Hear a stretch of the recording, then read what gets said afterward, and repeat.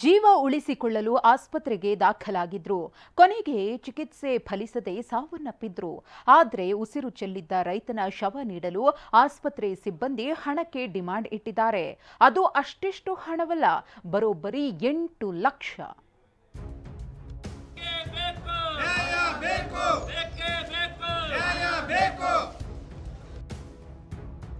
ರೈತನ ಶವ ಹಸ್ತಾಂತರಕ್ಕೆ 8 ಲಕ್ಷಕ್ಕೆ ಡಿಮಾಂಡ್.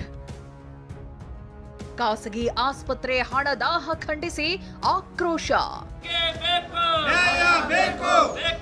ಇದು ಹುಬ್ಬಳ್ಳಿಯ ಶುಚಿರಾಯು ಖಾಸಗಿ ಆಸ್ಪತ್ರೆ.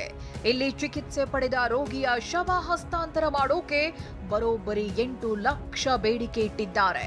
ಕಳೆದ 10 ದಿನಗಳ ಹಿಂದೆ ರೈತ ಹನುಮಂತ ಅನಾರೋಗ್ಯದಿಂದ ಇದೇ ಆಸ್ಪತ್ರೆಗೆ ದಾಖಲಾಗಿದ್ರು.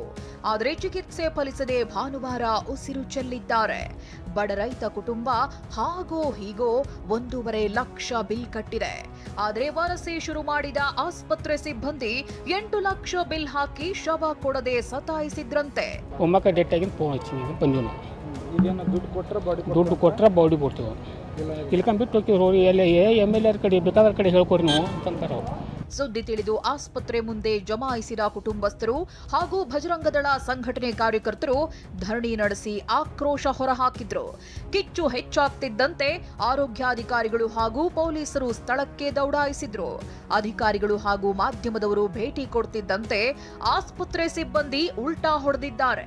ಕೊನೆಗೆ 3 ಲಕ್ಷ ಹಣ ಪಡೆದು ಶವ ಹಸ್ತಾಂತರಿಸಿದ್ದಾರೆ. ಅದನ್ನು ಕೂಡ ರೂಲ್ಸ್ ಏನಿದೆ ಅದನ್ನು ಕೂಡ ತಿಳಿಸಿ ಹೇಳಿದ್ದೀನಿ ಅವರಿಗೆ. ಹಾಗಾಗಿ ಯಾವುದೇ ಡೆಡ್ ಬಾಡಿನ ಹಿಂಗೆ ಇಟ್ಕೊಳ್ಳೋಕೆ ಬರೋದಿಲ್ಲ. ಅವ್ರಿಗೆ ಹೇಳಿದ ಕೂಡ ಅವ್ರಿಗೆ ಇಮಿಡಿಯೇಟ್ಲಿ ರಿಲೀಸ್ ಮಾಡ್ತೀನಿ ಅಂತ ಹೇಳಿದ್ದಾರೆ.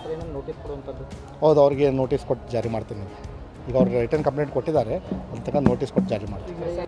ಏನೇ ಹೇಳಿ, ಹಣದಾಹಕ್ಕೆ ಬಿದ್ದ ಆಸ್ಪತ್ರೆ ಆಡಳಿತ ಮಂಡಳಿ ಮಾನವೀಯತೆಯನ್ನೇ ಮರೆತಿದ್ದು ದುರಂತ. ಶಿವಕುಮಾರ್ ಪತ್ತಾರ್, TV9 ಹುಬ್ಬಳ್ಳಿ.